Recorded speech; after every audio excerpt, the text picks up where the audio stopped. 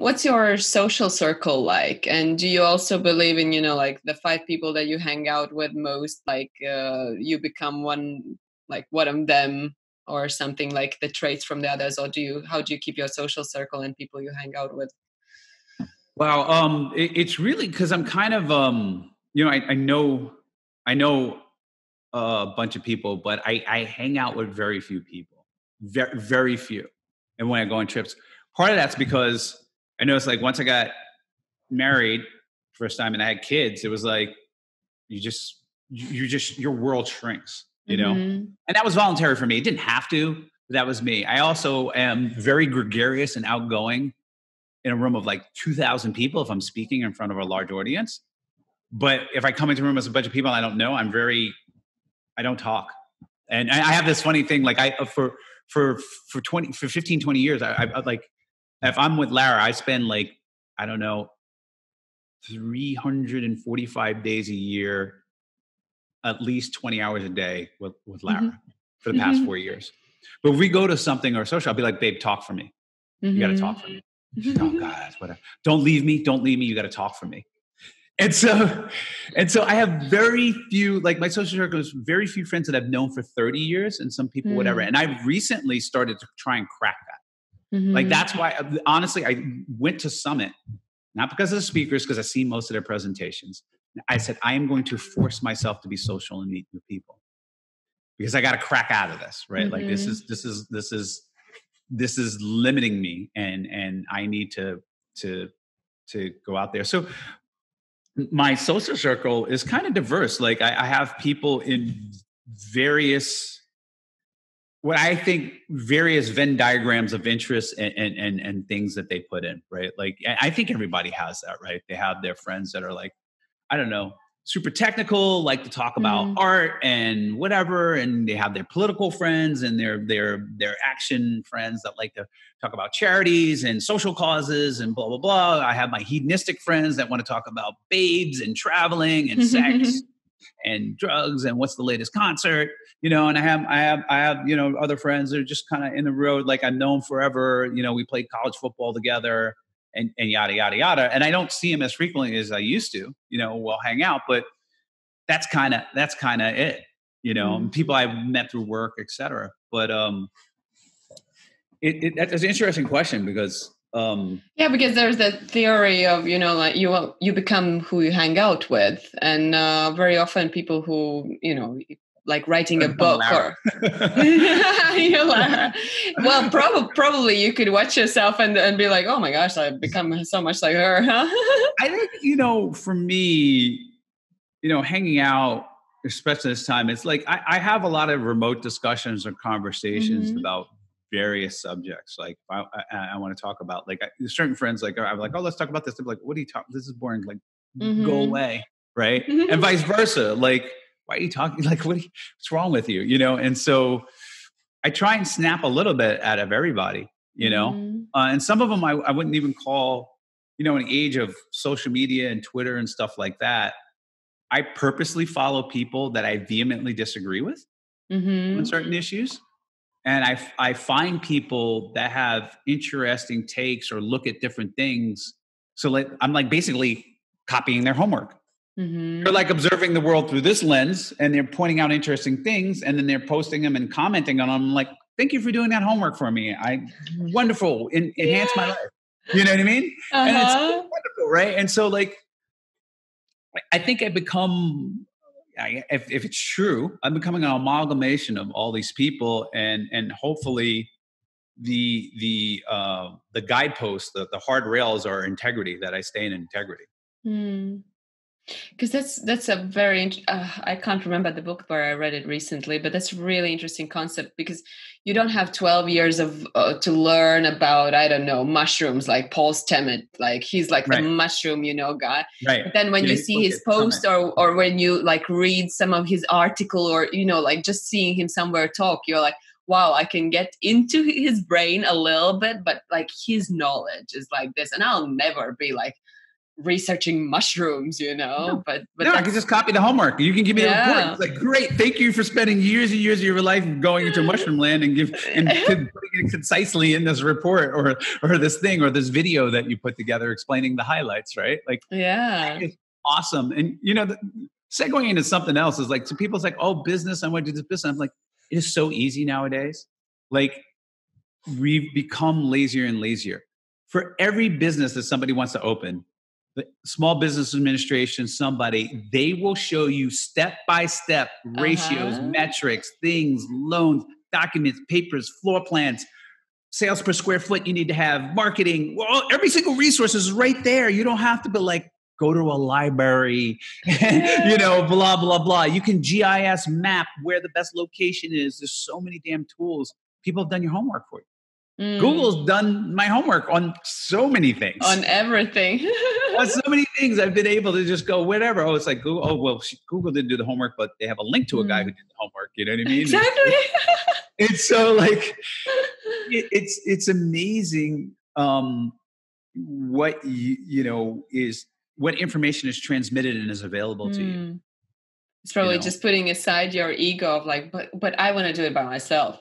It's like, nope. No, like, nobody does anything great alone. If you want to do something good, yeah, you can do it, but you're never going to do anything great alone, ever. Not in history can anybody point to anything great done by one single person. Not even writing a book? Not even writing a book. How is your book writing process? They have editors, they have whatever. What's that? How is my process? So I'm the author and I write it. My process was somebody finally getting off my ass that it's not going to be an app. I'm actually going to put these thoughts and ideas in this message in a book. Working with a ghostwriter, an agent.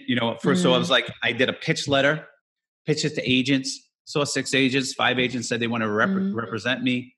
Took one agent.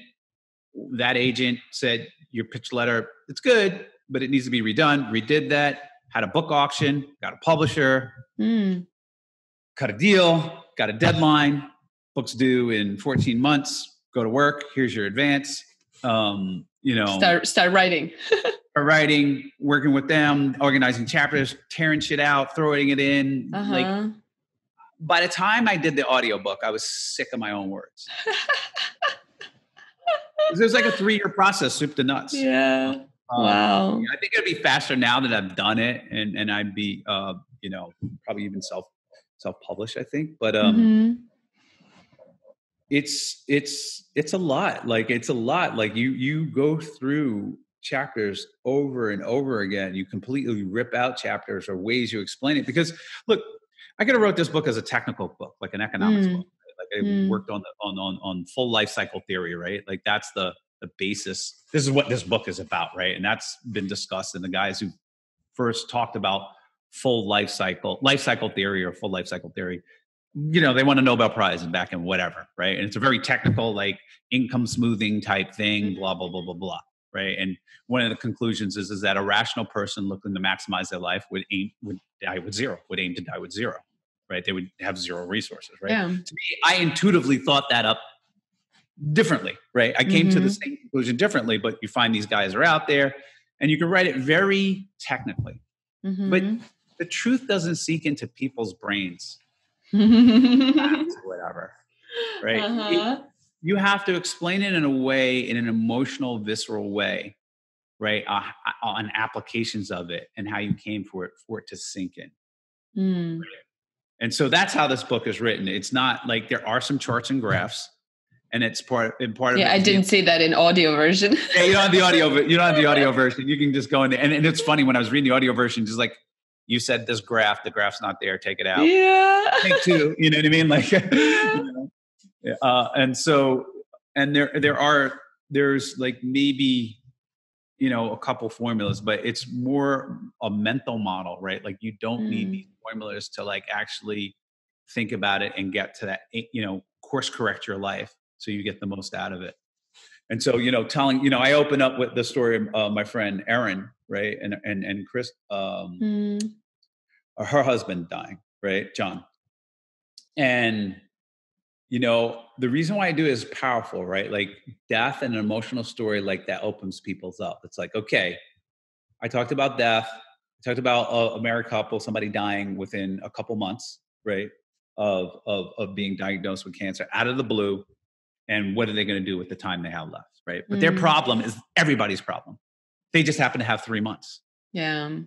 I have 12,000. In theory, I have 12,900 days, right? And some change. So it's the same problem. It's just elongated a bit, but we still have to approach it the same way, right? And think about it the same way. And so opening that way and talking about that story is much better than going, mathematically, the net present value of your blah, blah, blah. And of your life. People will be like, open, close, right? I don't want to hear this shit, right? And then, so we go on from story to story. Like I tell the story about like how,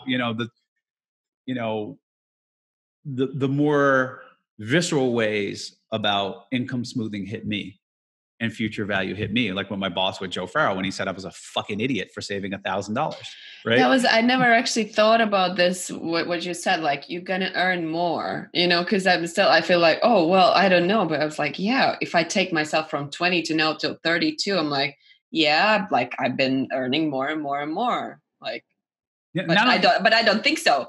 Yeah. That was the case. Like in my career path, right? Like some career paths, it's guaranteed. It's in the goddamn contract, right? and so also I was even a special idiot because I was deliberately working in a low-paying job for the future benefit, because I could have easily went and waited tables and made double or triple what I was already making, right?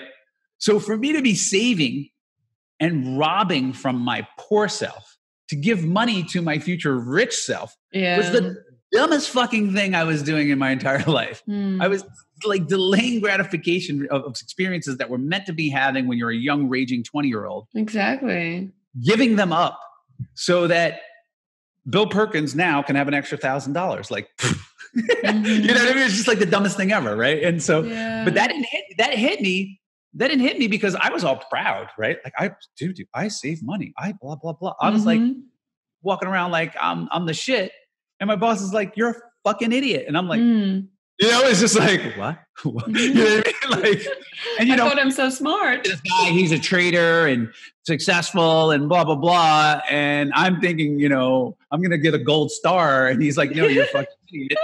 That hits you, right? And when I tell that story, it hits people. They're like, yeah, you're right. But if I went like, oh, this formula, if you can see your earnings power, blah, blah, blah, it doesn't hit as much. People won't read it. And so, that process, that was a long aside, you're going through like, what is the best way to get the message across to people? And in a way that they're going to use it, that refutes their concerns, addresses their fears, refutes their irrationality, and lets the message sink home, because I'm trying to save their life, right? Like people are like, why'd you write this book? It's like, my number one fantasy, like everybody has their worst fantasy and worst nightmare, right? My number one fantasy, my worst nightmare is accidentally taking a life.